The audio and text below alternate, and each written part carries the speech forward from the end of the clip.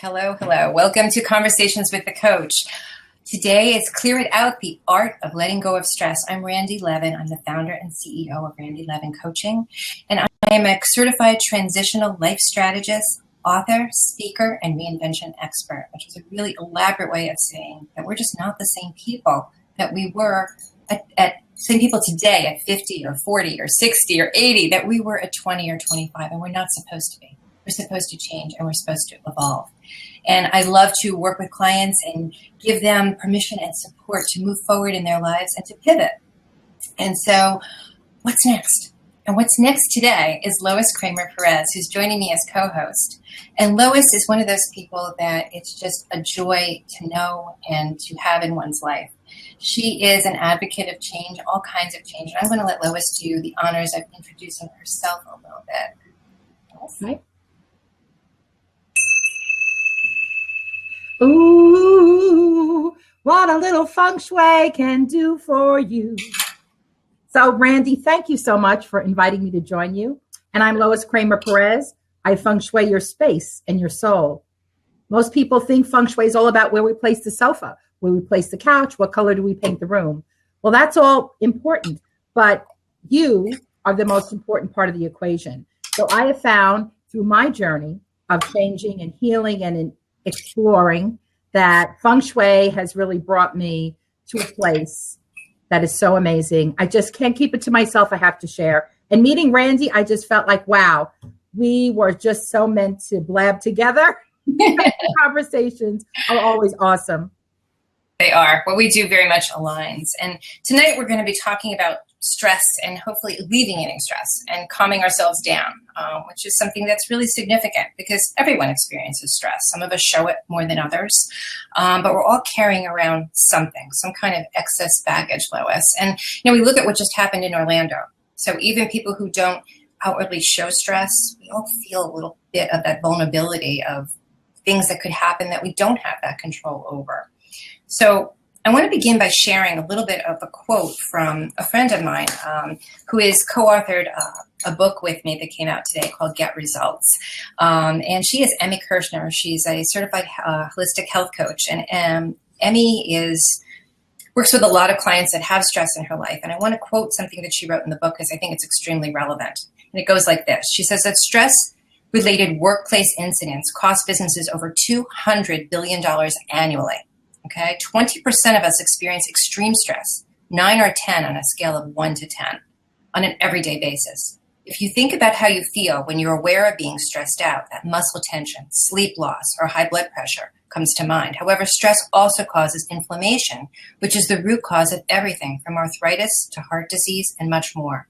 In fact, stress is a factor in 80% of all diseases and 90% of all primary care visits.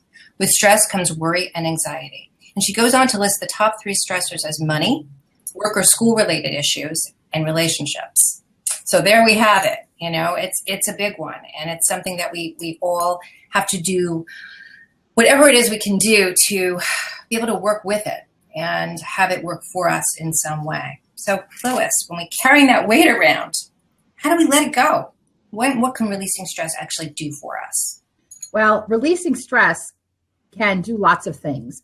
We know that stress has a big effect upon our health through our blood pressure, through different parts of our body that we hold the stress on.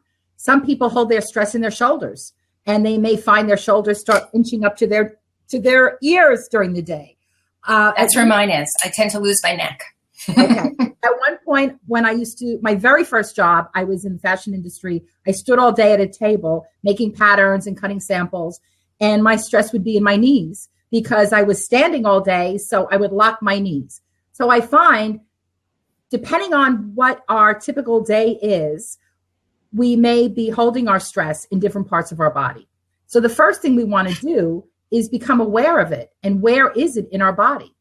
Notice what's happening when you go from to feeling like as if you're contracting, or if your fists start to clench. Some people feel like they have to hold on to things, right? Because it's a contracting thing to have stress. But as we let it go, we open up. Our shoulders become lighter. And it all begins very simply with just 2 deep breaths. Can you feel that? I do feel it. Can I take another one? Yes, take a real big one and push your belly out. When you breathe in, push out the belly. And then when you release, bring everything back. Nobody already. So already we've redirected our attention, right? So we've replaced one thought with another. I like that. So what if our stress, we think that it's ours, right? We think that we take this ownership, which is, I think, part of what's stressful. Right. What if it doesn't belong to us? Well, what if it doesn't belong to our best friend? What if it's just sort of out there? It's out there. And when I first started studying this work that I call the clearing work that I use for my meditation and all of my hypnosis techniques, the clearing relating to clearing out something we no longer need to release it. I thought, how could it not be mine? My teacher would say, but it's not yours. Don't take it personally. Well, if it's not mine, whose is it? And then I had I remembered a wonderful experience. When I was a young child, maybe 4th grade or so, growing up in the 5 boroughs of Brooklyn, we had a big blackout and everything went dark. My little sister was in kindergarten at the time, and my dad put me in her room with a flashlight and said, stay with your sister. Everything's okay. The lights are just out. So stay here. You're safe. It's time to go to bed soon. So my sister, being little as she was, started crying. And as she started to cry, I started to cry. And the louder she cried, the louder I cried, till I got to the point I was wailing in terror. My dad came running up the steps. What's wrong? I don't know. And I realized, because I had ever felt that feeling of fear before, once someone else triggered that for me, if I was not aware of what was happening, I would go right into that pattern and my body would go into that behavior. Whatever chemicals would rush through my body to support that emotion, that's what would happen. And this is a perfect example of what happens when we are around all types of information. And that's what I like to call this. It's just information. So we don't take it personally. I love that. Just information. Information. But that information, very often, most people tend to take it to heart. So they may become angry, or they may become stuck in what they're doing because they feel like they can't move forward from it because they own it. Absolutely. We get so used to getting caught up in this pattern and loop of what we always know, that we're not aware enough to know that we can actually change it. And we sometimes get more comfortable in a familiar pattern because we know what to expect. We know if we step into frustration or impatience, we know what to expect. We know if we see somebody coming and somehow it feels as if they're triggering something in us and red starts to flash, we know what to expect. However, if we look at this from a different perspective and start to notice in a different way, we can begin to change in very, very small increments, because that's what got us here today. It didn't happen in a flash, right?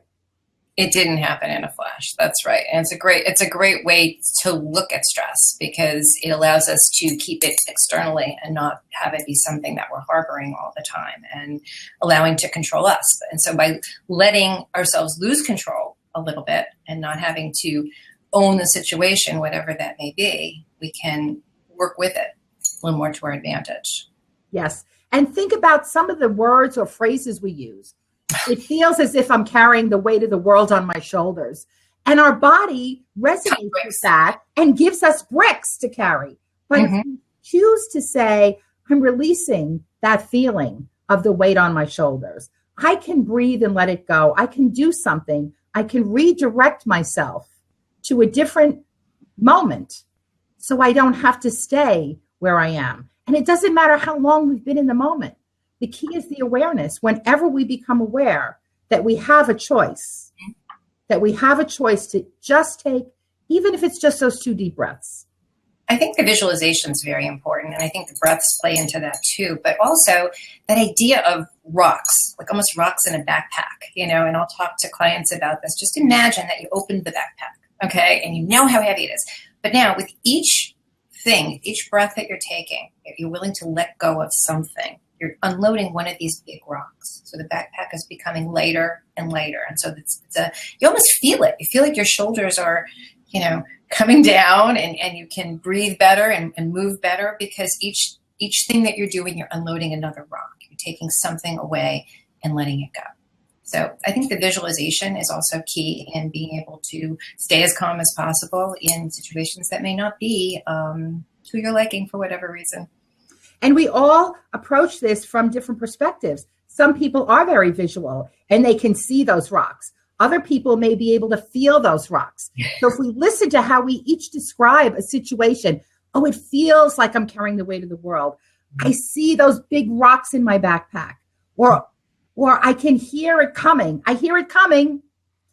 I can almost touch it. So understanding the way that we experience things, and to find the way through our choices of how we experience things to replace those moments is really key. Yeah. And there's a huge relationship between our energy levels and the actions that we take. So we think about when we are feeling very stressed out, we tend to maybe get angry or feel like we're in a victim mode, that the world is happening, things are happening to us, and that we don't have that control factor of being able to take care of ourselves. And so our energy depletes. It's like the elevator goes down, right? But the elevator can come right back up the same exact way if we're feeling more jubilant or a little more carefree, a little lighter. So that interplay of energy is really interesting. And I know you do a lot with energy, Lois. Could you speak to that for a moment? Yes, it's always about looking at our choices and knowing that love is our highest vibration. Love has so much more power than we even remember. And a smile and a laugh and a breath can really help move things. Humor is our best friend, because if we can remember not to take ourselves so seriously, right? And we can laugh at ourselves and find humor in the moment. What happens when we start laughing? When you have that great belly laugh and you get your whole body into it, everything starts to move, right? We move the energy through the body. We can feel it coming out. Our temperature rises, the heat comes up, and we can melt away all that stress by just laughter.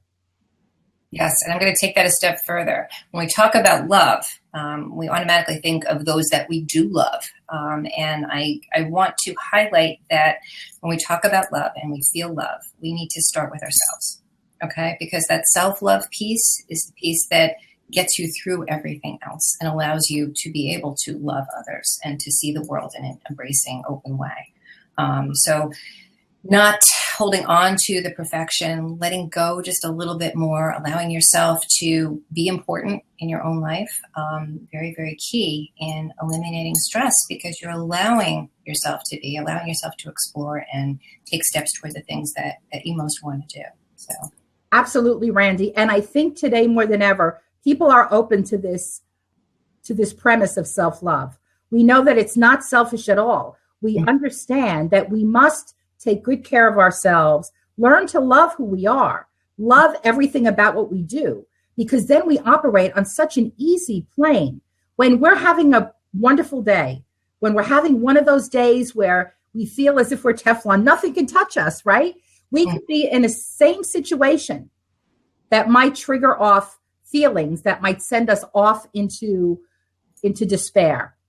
But if we're filled with something that we love on a day that we're doing exactly what we love to do, and we feel so proud and we feel so in place, nothing can really waver that. So we want to look at how can we serve ourselves every day to get some of that, to make sure we fill up that love tank, as some people refer to it. And we know on an airplane, what is the first thing they tell you? Of course. In case of emergency. Yourself, because you can't help somebody else unless you're around. Right? Absolutely. Absolutely. Exactly.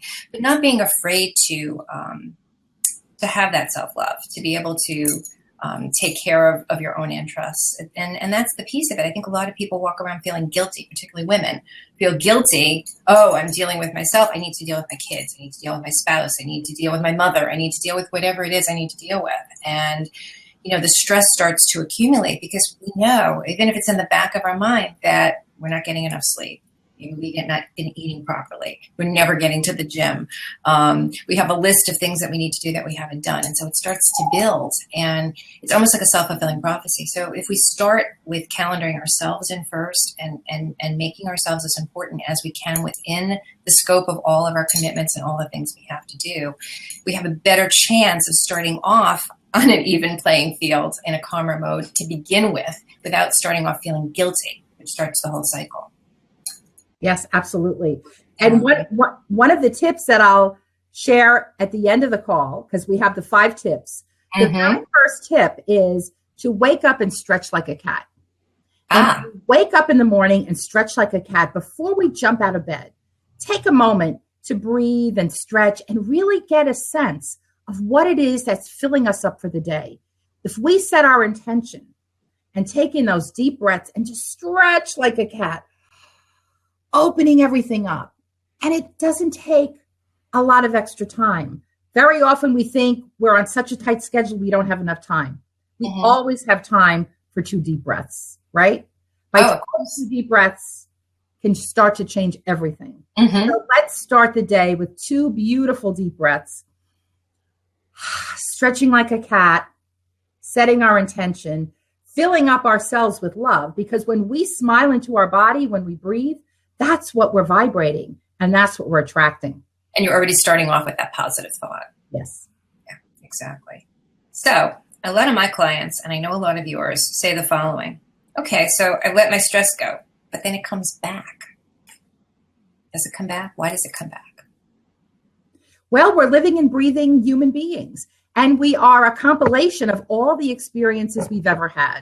But the difference is, if we let our stress go for the moment, and we breathe and we redirect our attention, and we'll do a few things later on that will be wonderful tools that we can start creating and building on. The awareness that it's even here is the difference, because we can think about how long we've operated without any awareness of being in stress at all, until possibly it's 3 days later and our neck is all twisted, or it's 3 hours later and our stomach is up in knots, or it's 4 hours later and we haven't gotten anything done because we're so distracted. So now we have an awareness, and that's key, because we will spend less time in that moment.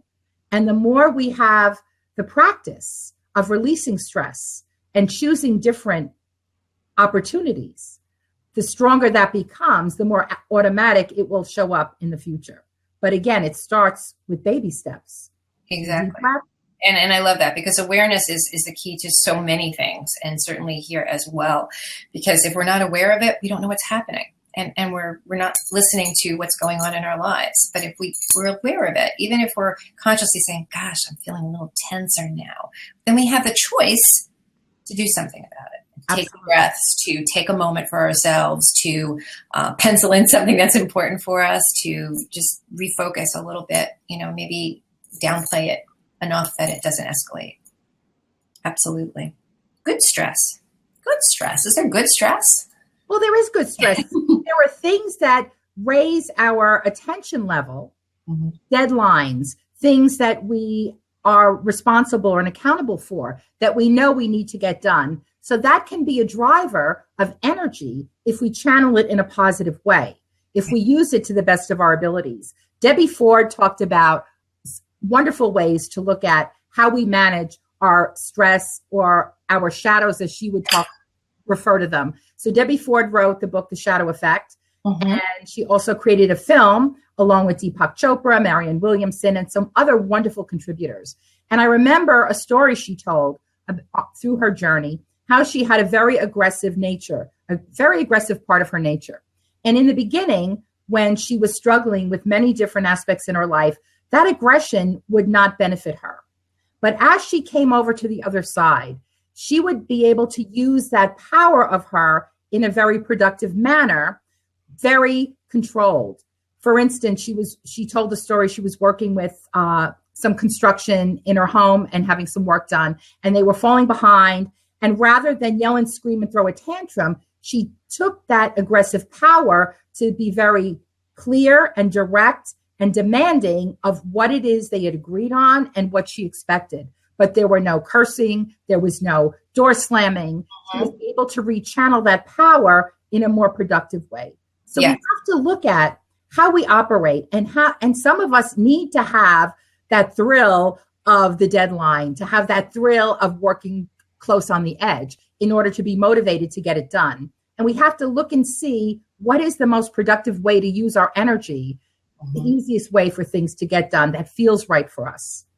I often tell clients that, being angry can work for you as well, as long as you're mindful of it. If we think about how people invent things, how things happen in life, somebody has to get really pissed off. Why don't we have a whatever, right? And I'm going to invent that. So someone has to get angry enough and annoyed enough and stressed out enough that something isn't working properly in order to maybe take on that challenge or take that next step. So sometimes our stress can work for us if we're mindful of where it's taking us and allow it to take us to someplace that's possibly more positive. Yes, because the greater the pain, the more determined we will be to find a solution. But as you said, if we look for a positive solution to change the situation, then that can push us in the right direction. Absolutely. Absolutely. So we're always on. We're always connected. We're connected right now. Anybody who's watching us, anyone who's going to watch this replay, anyone who's on my website, we're all connected. And this connection to everything and everyone, to the shootings in Orlando, to everything that happens in our world, has an innate kind of stress factor to it, more so than I think previous generations. When we think about, our parents and our grandparents would take a vacation and they go on vacation. They didn't have to call into their office or check emails or text people back. They weren't always on. Now we're always on. And it's a tremendous weight all in of itself, as wonderful as it is to be connected like this and to be able to do things like we're doing right now. It also can have a more negative component to it. We don't have that opportunity sometimes to turn off our brains. So how can we create that space to turn off our brains? What are some of the best ways to do that? Well, the ability to be connected is that double-edged sword, because having the ability to be online, to be, whether it's through our phones, the energy is always out there moving. But we have the ability now to turn it off or to choose what we are connected to. Not right now. Please stay with us. She doesn't want me to leave. Don't leave yet. But there are so many opportunities with the technology today to click on to something different to fill us when we need it. I do 30-second vacations. I do 30-second little videos of guided meditation that can help people with 2 deep breaths redirect their focus to release whatever they may be looping around. Because we know that our mind can really only focus on one thing at a time. As much as we talk about we're multitaskers, we're only diluting whatever it is we might be doing by not being fully present in any one activity. But if we focus, even for 30 seconds, on our breath or watching guided meditation or one of these 30-second vacation videos, redirecting our attention to really give it our full attention, and then start thinking, no matter what you're doing, can I give it my all? Mm-hmm. If I'm going to be on a phone call, I'm not going to be scrolling on my Facebook and then doodling on the other side while I'm speaking to someone. I want to be present for whatever it is I choose to do. So if we even begin by being more present and focused, no matter what we're doing, we'll have a much greater chance of disconnecting and redirecting when we want to take those 2 deep breaths. Yeah. And you know what? I think that's really key, that ability to be able to have that disconnect and be able to focus on what we're doing. And think about it. Think about being in any restaurant, right? You look around. Are people looking out the window? Does anyone daydream anymore? No, we've all got our phones out. We're scrolling. We're in our handbags. We're, reading something. We're doing something. We can't just be. And so I guess my challenge to everyone when they're talking about being stressed is allow yourself to pause. Allow yourself to imagine, to be creative, to dream a little bit. And that could be, like you're saying, it could be a 2-minute dream. We could listen to Lois's meditations, or it could be something as simple as just looking out the window and daydreaming the old-fashioned way, thinking about how the wind is moving the trees, or, how something's glistening, whether it be snow or rain, or taking in nature just a little bit. And it may sound corny, but it's centering. And it's taking us back and allowing us to refocus our energy and ourselves on whatever's next. And we don't take the time to do that as often. And our children certainly don't now. The younger generations, everybody's, on a screen and on something. And so it's that constant, I've got to be doing.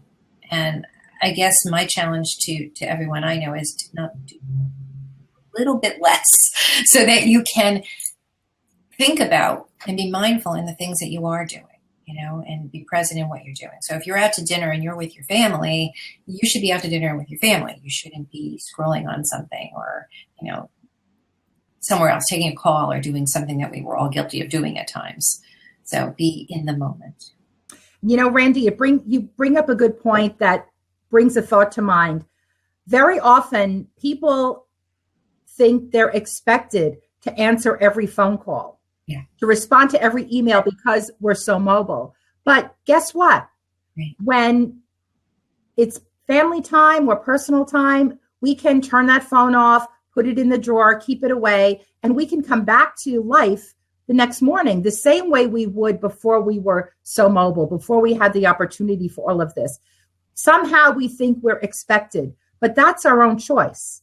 And the more we don't set boundaries, the more others will expect from us. Lois, who I'm hoping will come jumping right back into us.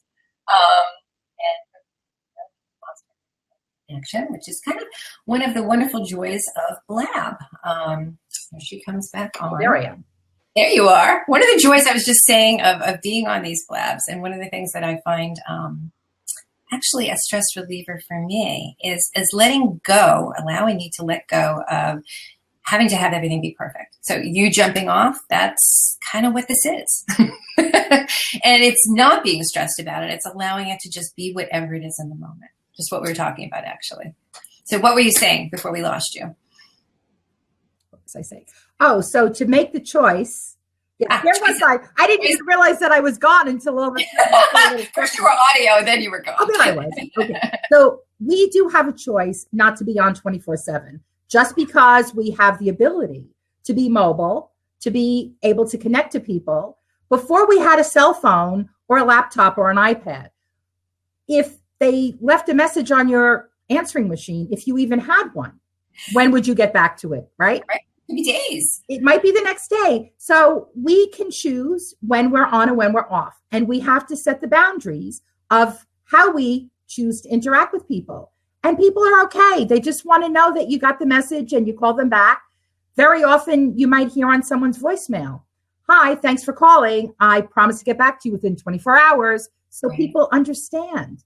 Right. Even in an email, "Thanks for writing. I do get back to you within 24 hours. And 24 hours is really fine unless it's a personal emergency. And then people will know how to reach you. But we have to set our boundaries, because knowing we have a choice makes all the difference. Right. But I think that people feel, because of the immediacy of texting and email and Facebook and Instagram and all of these different things, that if somehow we're not on it, if somehow we're not participating, readily all the time, that we're missing something, or someone's somehow missing us. And honestly, quite the opposite could be true, because we may be giving ourselves back exactly what we need, which is a breath. Yes. A moment of peace, a moment to concentrate on what we're doing or who we're with, and less about being social, if you would, Yes. in a virtual sense. But I think that, what we have now, who would ever have thought years ago that we'd be connected this way? And so I think the stresses that people feel today are very, very different than the stresses of previous generations. It's a whole new playing field. And there are, as you said, really no rules. The rules are what we make ourselves and what we carve out ourselves. And I think that we don't realize that we have the opportunity to choose that, and to create it the way we want it to be. I'm sorry.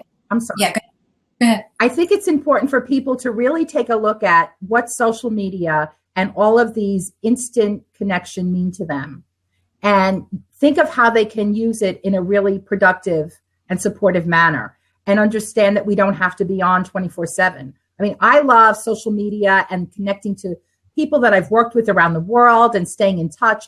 But I also have a sense now to be really mindful about my choices. How much time do I want to put towards this? What is the outcome? Is it just to be social and have fun? Well, that's okay. But depending on what we need to get done during the day, we have to find the right balance. So we're getting enough of our social needs met, enough of our professional needs met, and we don't feel as if we're going from one extreme to another, because it's the extreme behaviors are the ones that suck us dry.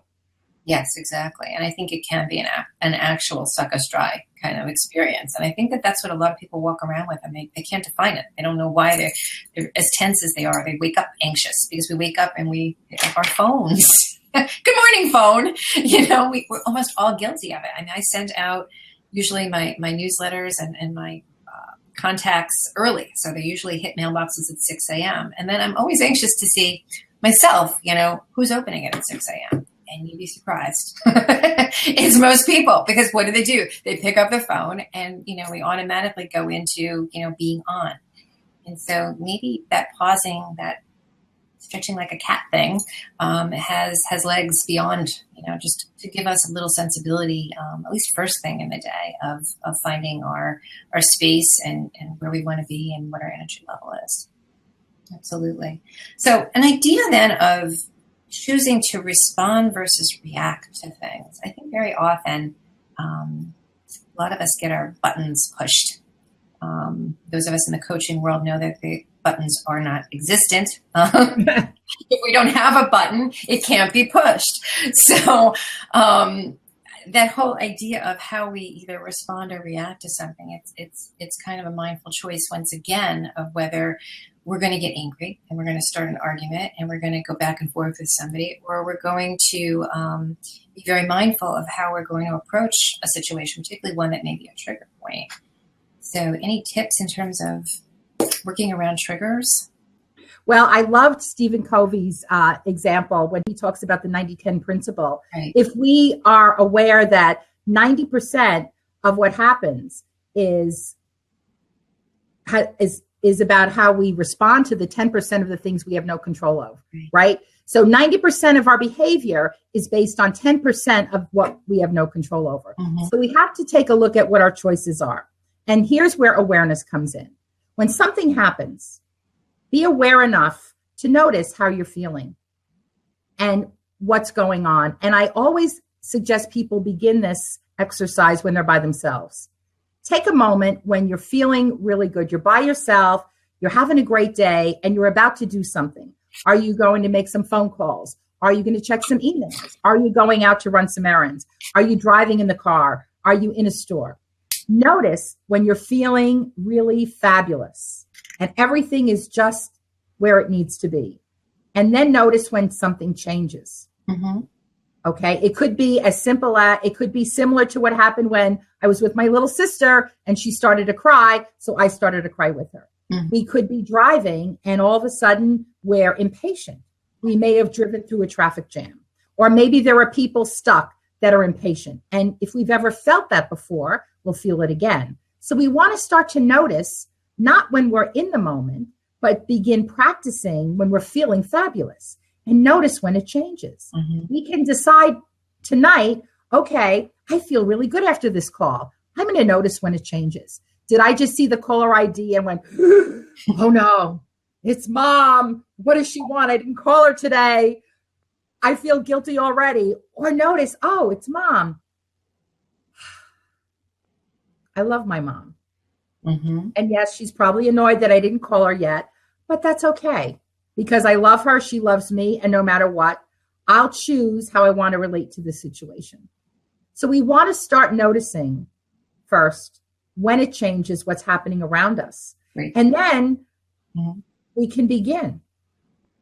It's a great tip. I love that. It's a twist on being mindful. Very, very nice. So when we talk about all this, how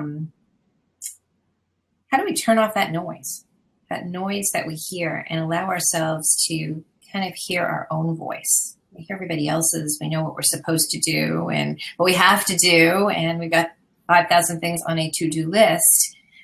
But how do we listen more to that inner child, that inner voice? I call her the forgotten woman.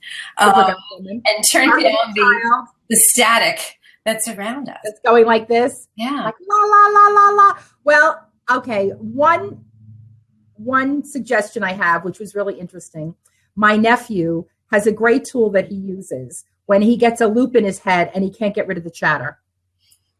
So what he'll do is he will take the one song he knows all the words to and he'll sing it over and over and over in his mind until he realizes he's replaced actually what was happening with something else. So what we have to begin to do is start to really notice what feels good, what feels powerful for us, what fills us up. And I like to give people tools that have action. So a thought and an action together. When we start doing something that's actually movement and moving energy through our body. When we laugh, as I said before, all of that movement has energy moving through our body. We have Amy Cuddy who talks about the power positions, whether we're in victory or we're just our Wonder Woman or Wonder Man or super people, by actually getting physically changing what's happening with our breath, getting up out of our chairs and walking around and stretching, looking out the window, going outside, dancing around, singing our song, redirecting our attention with as much engagement as we possibly can. That's great. Really great. So, Lois, I know that you're working on a new book inspired by Lulu, right? Yes. Who is Lulu and how is she some of this? Lulu is my alter ego. I started drawing this character a while back, and she was a line drawing, and she had all kinds of adventures. Lulu carries the big rocks. Lulu lets go. The rubber band. She was on a seesaw. And I came up with the Lulu because I actually looked to see what were other ways that in other languages the name Lois would show up. And Lulu kind of fit like me. So the interesting part of this whole story about the book, I had all the sketches ready. I had someone to help me. And when she told me what I needed to do to get this book ready to publish, I got so stressed and stuck and overwhelmed at, oh my gosh, how can I even do this? I didn't understand. And then who comes along but our friend Jean Ausler and interviews me, and I get invited to participate in a chapter for Breakthrough Results. And it was the easiest thing that I ever did.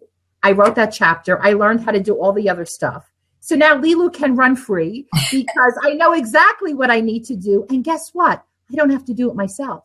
If I don't know how to do the technical piece, I know at least one or two people that do. And I will just hand that off. And I will just do the happy Lulu sketches and affirmations to create this inspiration for everybody. So she's stress-free. By the way, you are audio only now, so I think you may want to sign out and come back in again. Ah, there you are. I don't know. She's back. I didn't see myself fade out this time, so maybe Lulu wanted to show her face. I can hear you. And she said, "Get out of there, Lois. Lulu's Lulu was talking. It's fun to show the pictures of her, right? Yes. I want to invite anybody who has any questions for us to type those in. If anybody wanted to come into a seat, that you could do that as well. We just want to discuss a couple more things. Really healthy lifestyle. I know, like for me, I have my cocktail. My cocktail is exercise, massage, chiropractic, acupuncture. You know, it's a number of things that I do that help me to be less stressed and maintain a healthier lifestyle. But everybody's got their own cocktail, their own mix of what works for them. Any thoughts on some of that and what you tell people? Well, I think everyone should think about what feels right for them. Mm-hmm. We all need to have some sort of physicality, some sort of physical activity scheduled into our lifestyle. Not everybody is the kind that goes to the gym. I go to the gym, I come home and I take a nap. So you know it's not for me. But send me to a dance class. Okay, I can shake my soul. I can Zumba. I can go out dancing. I can have fun and run and play outside in nature. So that for me is how I plan my movement. So I know that I need to stay moving. Otherwise, I get stuck. I get locked. And then laughter. I have to have fun. If it's not funny, I'm not interested. So I make sure that I have my best funny peeps to keep me laughing, to engage me and inspire me. So inspiration, movement, very important. Yeah. And looking at how you can incorporate what's important for your healthy lifestyle. Mm-hmm. So you mentioned chiropractic, acupuncture. I include chiropractic. I make sure I work with a health coach. I want to learn the ways that I can eat for my body, not something that's black and white for anybody. I want something that works for me. So I like the individual approach. I think it's really key. Mm-hmm.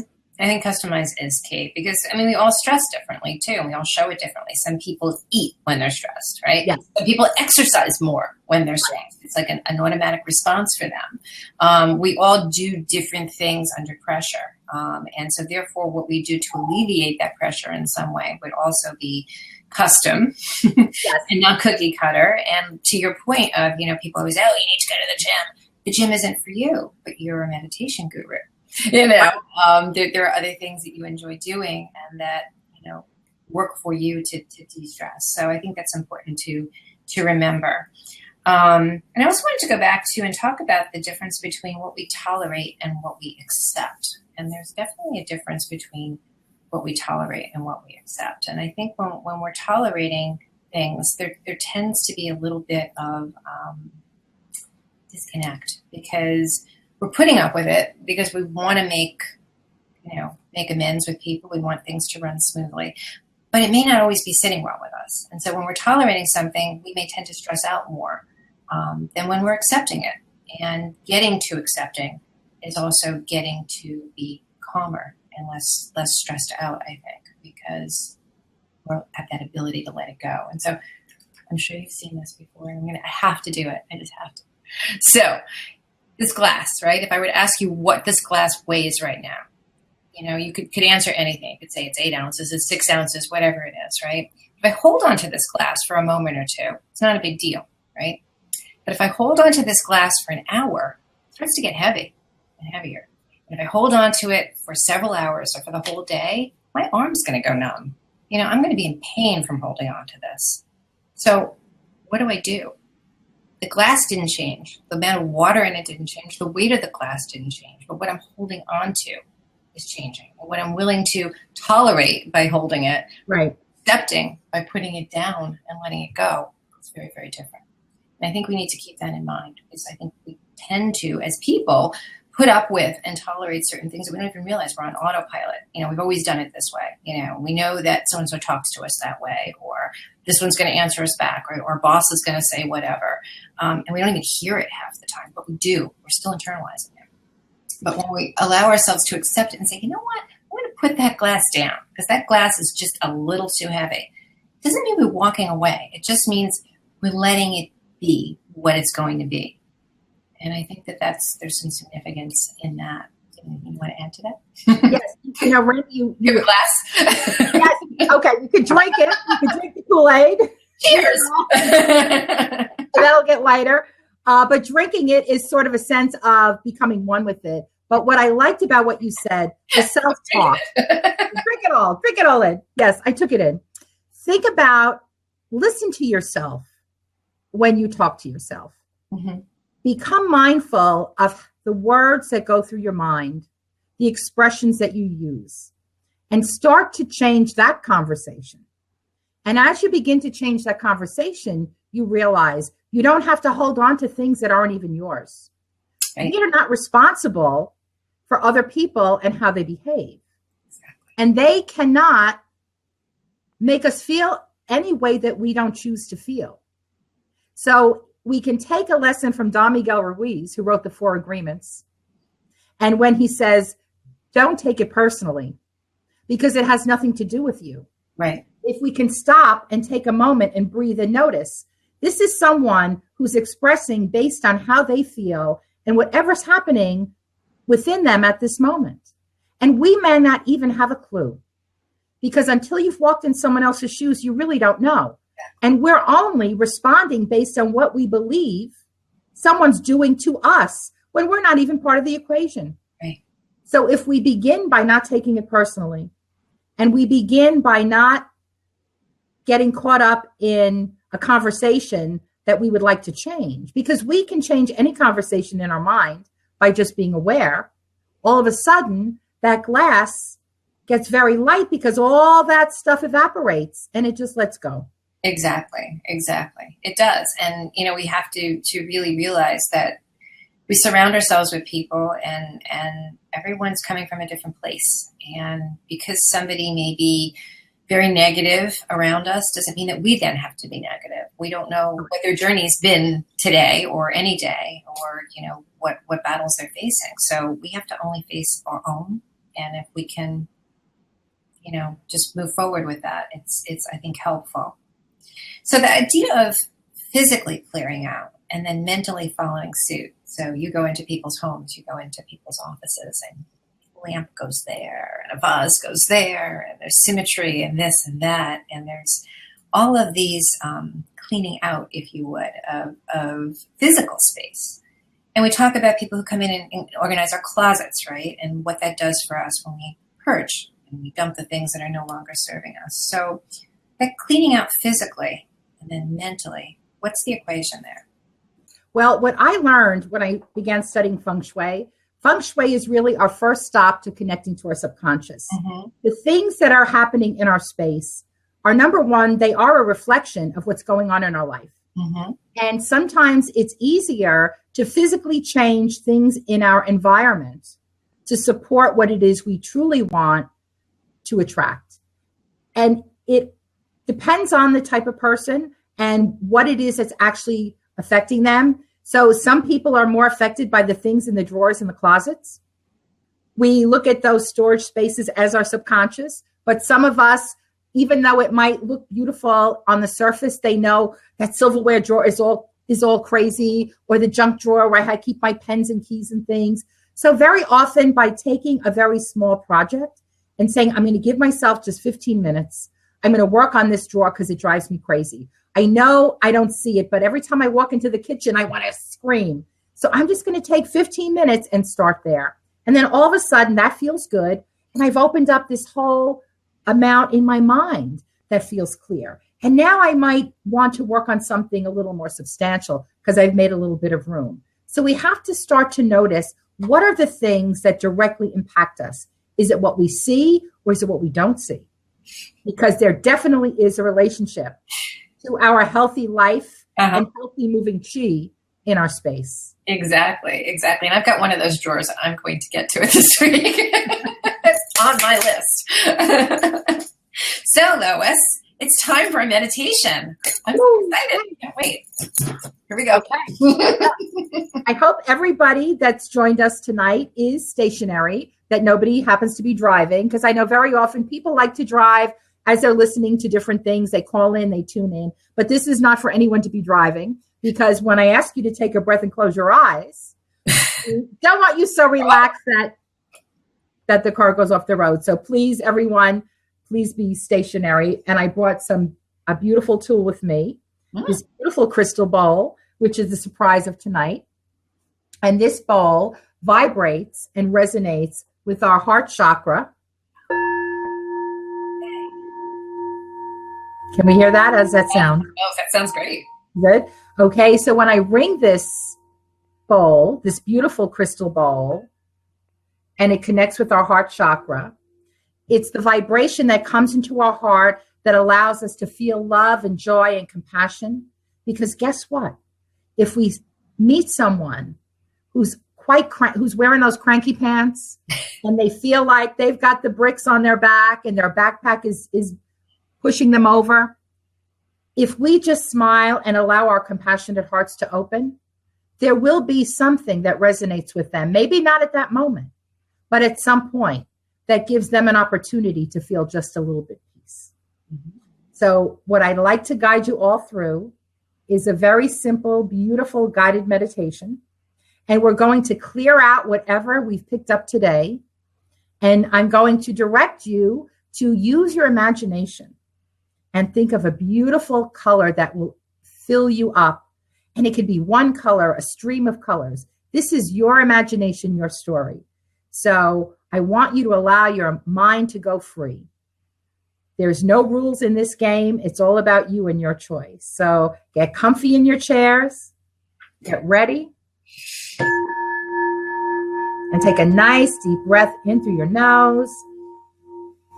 Fill up that belly and release. Another breath in through your nose and out through your mouth. And on this next breath, just allow your eyes to close and just feel your body begin to relax with each gentle breath. Breathing in and breathing out. Feel that rhythm of your breath. And your muscles relaxing so easy. From the top of your head to the tips of your toes. Relaxing and relaxing with each gentle breath. Feel that peace moving through every muscle, every nerve, with each gentle breath. Allow my words to move through your thoughts, connecting with whatever your imagination decides. Feel your breath moving through your body, and you're so relaxed. You feel your shoulders have relaxed. Oh, it's so easy to be one with your breath. And use your imagination now to fill up with your most favorite color. Just imagine your most favorite color or ribbons of color. Feel those colors filling up with each breath. Feel those colors filling up as you breathe in and expand your energy with the most beautiful colors you can imagine. Just feel the beauty and the peace. Feel it all happening based on your imagination. Feeling how easy it is to fill up with your beautiful color. And as you expand your energy out through every pore, all that you've picked up today just melts out and lifts away. All the energy that you may have picked up today just moves out and melts away. Feeling your peace, feeling your breath, allowing your imagination to take you to these beautiful colors of your choice, whether they're images or ribbons of light. Feel that peace with every breath. Feel that peace within your heart. And with the next few breaths, just smile into the heart. And as we smile into our heart, we know we have an unlimited ability to share and receive. And for each smiling breath that we place into the collective, we attract that one more. And together, each breath that we take makes a difference to bring love and bring peace. Now at this moment, take your thumb and forefinger together and just anchor this feeling of peace, this moment of your breath. And know that anytime you choose to redirect your attention, you can come back to this very moment by focusing on your breath. And with your thumb and forefinger together, you are here right now with your imagination, filled with love and filled with peace. Very slowly begin bringing your awareness back into your physical body. Feeling yourself sitting in your chair and the cushions beneath, your hands in your lap and your feet on the floor. And with the next cleansing breath, welcome back. You are refreshed. I am. You are revived. I am. You are free. I am. I'm all these things. How cool is that? Very cool. Thank you, Lois. That was wonderful. So we wanted to wrap up with 5 stress-relieving tips that Lois was bringing us. I know you shared one, but I would like you to refresh our memories with that. Okay, so the first one is tip number 1, wake up and stretch like a cat. So before you get out of bed, meow, just take a moment to breathe and expand your energy. The same way that we filled our bodies with that special color, you can fill yourself up with your color for the day. What is your inspiration? Set your intention, because you're going to begin to notice you are in control. Tip number 2, we want to notice how we feel. As soon as we notice that something's changed, take a moment and just stop and see, where is that feeling in your body? Where are you holding on to it? Maybe you want to smile into your abdomen because you feel it in your tummy, or smile into the shoulders because you feel your shoulders moving up into your ears. Right. Maybe your hands are clenching. You can just release them. So that's number 3. Notice where the stress is in the body. Smile into that area and just let it go. Number 4, don't take it personally. Remember, we are not everybody. We are who we are. And if we stand by our compassion and we don't choose what someone else might be experiencing, then we can have all the difference in choosing how we want to experience what's going on. And the 5th tip to know is we are aware. We have created an awareness about all of these things, how we're feeling, when it's happening, what we're noticing, what someone else might be vibrating. If we've ever felt it, we'll feel it again. But now we have a choice. We have a choice to respond rather than react. We have the tools to redirect by just taking our thumb and forefinger, smiling into our breath, and fill up with your favorite color. Awesome. Awesome. So, Lois, I'm going to wrap up and tell people where they can find us. I'm going to start with what's coming up and what's going on, and then move over to you. And okay, so the best place to find me is always on my website. It's www.randilevincoaching.com. That's RANDILEVIN. You can email me at randy@randilevincoaching.com. Today, I have a book launch on Amazon. I am an internationally published author as part of an anthology series that Lois is also part of in a previous book, the Get Results series. This particular book is Get Results. And my own chapter is chapter 6, and it's signs from the road of life. And basically, all of us who are in the book are all contributing, telling you great ways to change, great ways that we got results in our lives, that you can get results in yours. And that's available on Amazon.com/author/Randi Levin Coaching, or on my website as well. I have two upcoming conversations with the coach on 6/27 from 8 to 9, Crossing Bridges, the Power of Visualization, with my special guest, Susan Greif. She's a creative transformational expert, and we both have used the imagery of bridges in our own personal pivots, and we're going to be discussing a lot about how imaging and manifesting can work for you. And then on the 12th of July with Michael O'Brien, who's an executive team coach, we're going to talk about moving from aha to action, really transforming your life. I have a free ebook available on my website all the time, 9 actionable tips for mastering your road to reinvention. I'd like to offer that to anyone listening to this, as well as a 30-minute strategy session. So reach out and contact me, please. Lois, where can we find you? What are you doing? Well, you can find me at www.loiskramerperez.com, LOISKRAMERPEREZ.com. And you'll find everything you need to know about me right there on the website. You can download a 10-minute tune-up. You can visit my meditation page for 30-second vacations. My book has a book page. You can go and order it directly. I'm chapter 15, The Feng Shui Breakthrough. Find out why I'm not a bedroom set kind of girl.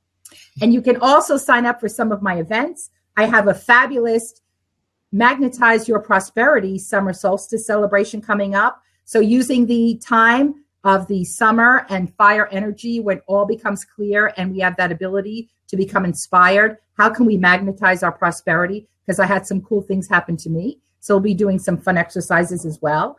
So everything you need to know is right there. And if you would like a copy of my tips, I can send you some exercises for releasing stress and tips for that. Email me at lois@loiskramerperez.com. Links right on the website. Love it. Awesome. So thrilled to be here with you and to be recording this with you. Thank you so much, Lois. Thank you. Namaste. Thank you for having me. Bye-bye.